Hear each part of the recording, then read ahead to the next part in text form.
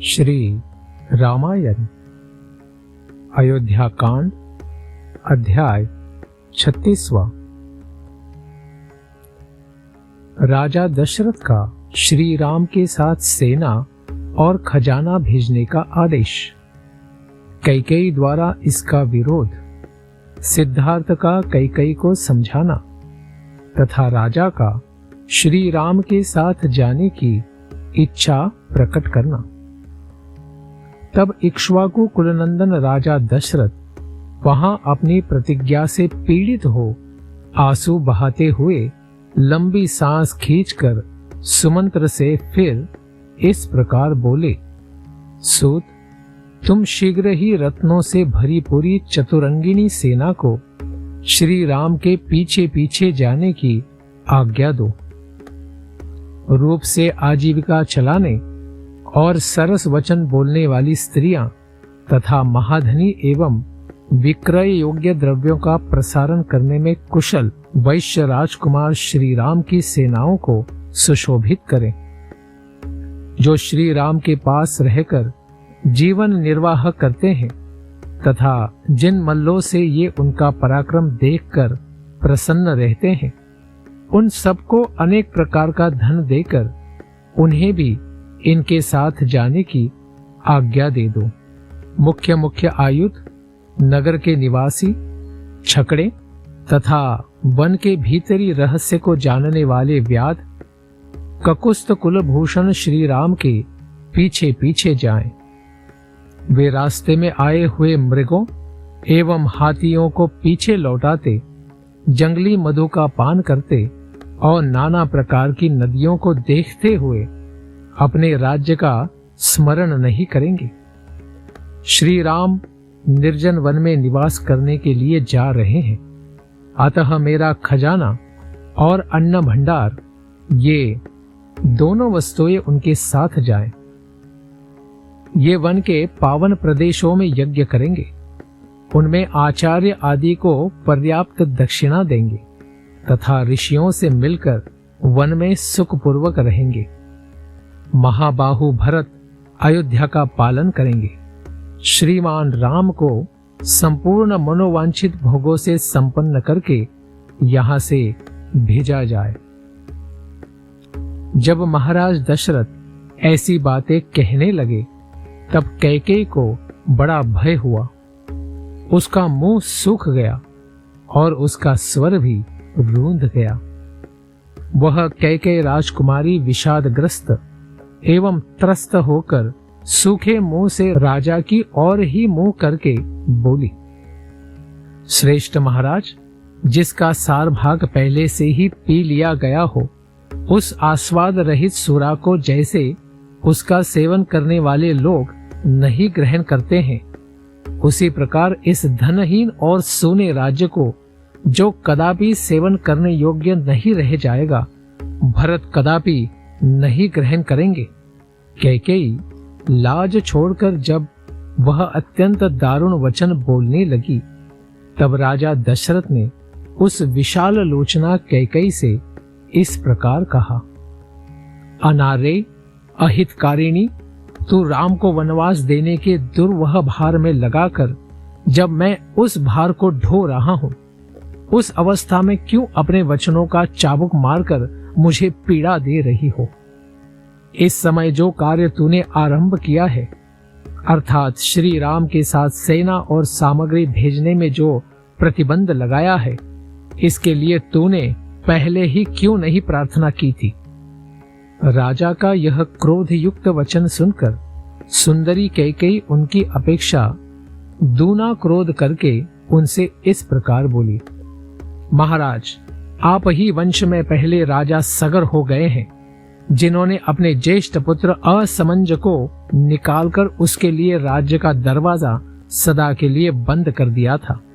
इसी तरह इनको भी यहां से निकल जाना चाहिए।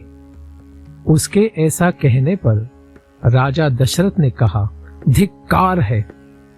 वहां जितने लोग बैठे थे सभी लाज से गड़ गए, किंतु कैकेयी अपने कथन के अनौचित्य को अथवा राजा द्वारा दिए गए धिक्कार के औचित्य को नहीं समझ सकी। उस समय वहां राजा के प्रधान और वयोवृद्ध मंत्री सिद्धार्थ बैठे थे। वे बड़े ही शुद्ध स्वभाव वाले और राजा के विशेष आदरणीय थे। उन्होंने कैकेयी से इस प्रकार कहा, देवी, असमंज बड़ी दुष्ट बुद्धि का राजकुमार था। वह मार्ग पर खेलते हुए बालकों को पकड़कर सरयू के जल में फेंक देता था और ऐसे ही कार्यों से अपना मनोरंजन करता था। उसकी यह करतूत देखकर सभी नगर निवासी कुपित हो राजा के पास जाकर बोले, राष्ट्र की वृद्धि करने वाले महाराज, या तो आप अकेले असमंज को लेकर रहिए या इन्हें निकालकर हमें इस नगर में रहने दीजिए। तब राजा ने उनसे पूछा, तुम्हें असमंज से किस कारण भय हुआ है? राजा ने पूछने पर उन प्रजाजनों ने यह बात कही, महाराज, यह हमारे खेलते हुए छोटे छोटे बच्चों को पकड़ लेते हैं और जब वे बहुत घबरा जाते हैं तब उन्हें सरयू में फेंक देते हैं। मूर्खतावश ऐसे करके इन्हें अनुपम आनंद प्राप्त होता है। उन प्रजाजनों की वह बात सुनकर राजा सगर ने उनका प्रिय करने की इच्छा से अपने उस अहितकारक दुष्ट पुत्र को त्याग दिया था। पिता ने अपने उस पुत्र को पत्नी और आवश्यक सामग्री सहित शीघ्र रथ पर बिठाकर अपने सेवकों को आज्ञा दी, इसे जीवन भर के लिए राज्य से बाहर निकाल दो। असमंज ने फाल और पिटारी लेकर पर्वतों की दुर्गम गुफाओं को ही अपने निवास के योग्य देखा और कंद आदि के लिए वह संपूर्ण दिशाओं में विचरने लगा। वह जैसा कि बताया गया है पापाचारी था, इसलिए परम धार्मिक राजा सगर ने उसको त्याग दिया था। श्री राम ने ऐसा कौन सा अपराध किया है जिसके कारण इन्हें इस तरह राज्य पाने से रोका जा रहा है? हम लोग तो श्री रामचंद्र जी में कोई अवगुण नहीं देखते हैं। जैसे शुक्ल पक्ष की द्वितीया के चंद्रमा में मलिनता का दर्शन दुर्लभ है, उसी प्रकार इनमें कोई पाप या अपराध ढूंढने से भी नहीं मिल सकता। अथवा देवी, यदि तुम्हें श्री रामचंद्र जी में कोई दोष दिखाई देता हो तो आज उसे ठीक ठीक बताओ। उस दशा में श्री राम को निकाल दिया जा सकता है जिसमें कोई दुष्टता नहीं है, जो सदा सन्मार्ग में ही स्थित है। ऐसे पुरुष का त्याग धर्म से विरुद्ध माना जाता है। ऐसा धर्म विरोधी कर्म तो इंद्र के भी तेज को दग्ध कर देगा। अतः देवी, श्री रामचंद्र जी के राज्याभिषेक में विघ्न डालने से तुम्हें कोई लाभ नहीं होगा। शुभानने, तुम्हें लोक निंदा से भी बचने की चेष्टा करनी चाहिए। सिद्धार्थ की बातें सुनकर राजा दशरथ अत्यंत थके हुए स्वर से शोकाकुल वाणी में कैकेयी से इस प्रकार बोले, पापिनी, क्या तुझे यह बात नहीं रुचि? तुझे मेरे या अपने हित का भी बिल्कुल ज्ञान नहीं है। तू दुखद मार्ग का आश्रय लेकर ऐसी कुचेष्टा कर रही है। तेरी यह सारी चेष्टा साधु पुरुषों के मार्ग के विपरीत है। अब मैं भी यह राज्य, धन और सुख छोड़कर श्री राम के पीछे चला जाऊंगा। ये सब लोग भी उन्हीं के साथ जाएंगे। तू अकेली राजा भरत के साथ चिरकाल तक सुखपूर्वक राज्य भोगती रहे।